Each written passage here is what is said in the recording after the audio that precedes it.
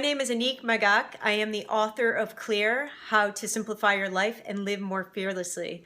I'm also a coach, a speaker, and a designer. Today I wanted to talk about a major subject that I always get questioned about. And here is what it is. People always ask me, okay, Annick, I can take care of my stuff. I feel like I've got control over my clutter in my house, but I live somewhere. I live in a house with other people. I've got a spouse, I've got kids, I've got family, I've got extended family, I've got roommates, I've got all these people. So Annick, what do I need to do to handle the clutter in my house? How do I make other people clean up after themselves, figure out how to deal with their clutter, all of the above? Okay, so we know what the situation is here. It can be absolutely aggravating to be taking care of your stuff, make changes, and fix that a little bit. There you go, how about that? And get ourselves to a point where we are able to feel like we're dealing well with our clutter. The problem is that then we want everybody around us to be perfect and have their clutter and their lives together as much as we do. Problem is that you cannot control the people around you.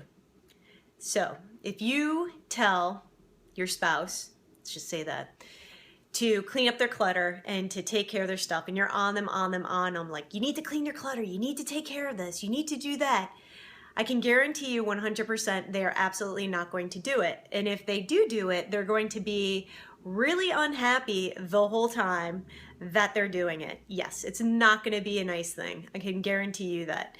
It's going to cause strife in the house. You're going to be bitter. You're going to be the nag. It's never a good thing. With children, it's a little bit different. Now, they don't necessarily have they have the willpower to say no, but they do have to listen to you, and they need to clean up their clutter sometimes, and they need to learn good habits of taking care of their stuff. So we got two things going on here. One is I'm going to talk about the kids, and then I'm going to get back to the spouse issue. Okay, this is what I recommend with the kids, and sometimes the spouse also can fall into this if it makes sense. I recommend clearing clutter as a game. So what you would do is that you would set an alarm for, like, say 10-15 minutes and say, okay, here's the deal, kids. This is what we're going to do. I've got the timer on. In 10 minutes, you need to pick up and put away as much stuff as possible for 10 minutes, and then we're done. And the kids love it. It's this game that they get to play. They feel like they're involved. They love the challenge of it. They love running around. They love picking up the toys. And at the same time, they're learning how to take care of their clutter. And then they're seeing the fruits of their labor after they're done, which is a great way to motivate children. Sometimes a spouse, if you can get them on board, that's a good thing too, to make it a whole family together that you do it. Okay. However, this whole thing about trying to make people around you do what you're doing with the clutter. Again, if you try to force people to do what you want in a way of saying, I really need you to clean up your stuff, I need you to do this, I don't know why you don't do this, I'm doing it, look at how great I am, look at blah, blah, blah, blah, blah. Okay, just like I cut out and became just this white noise, that's exactly what you're going to do to the people in your life, and they are not going to do what you want.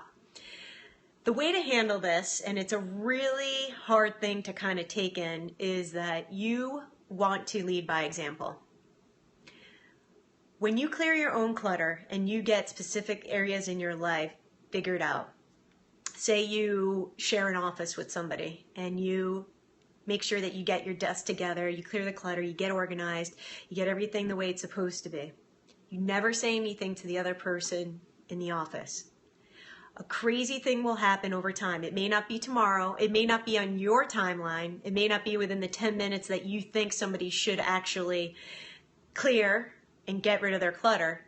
But I promise you, it will happen over time. One day, you'll just walk in and you'll start to realize that their area is starting to look a little cleaner, a little more organized,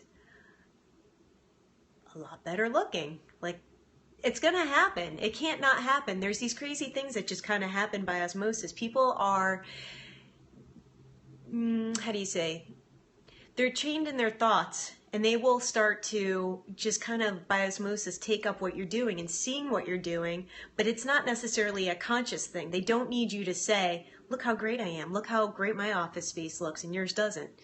No, you don't need to do that. They will just know. So you want to lead by example. And that's a quick, easy way to get people handling you with clutter. So I just want to leave you with a couple of those tips. It's been great. If you have any questions for me, or you want to give me any comments on what you've heard tonight, please reach out to me at AnnickMagac and all my social handles. You can also email me at info@AnnickMagac.com. I would love to hear from you, and I'd also love to hear if there are any other tips that you would like for me to cover about getting organized and clearing your life. Have a great night. Ciao.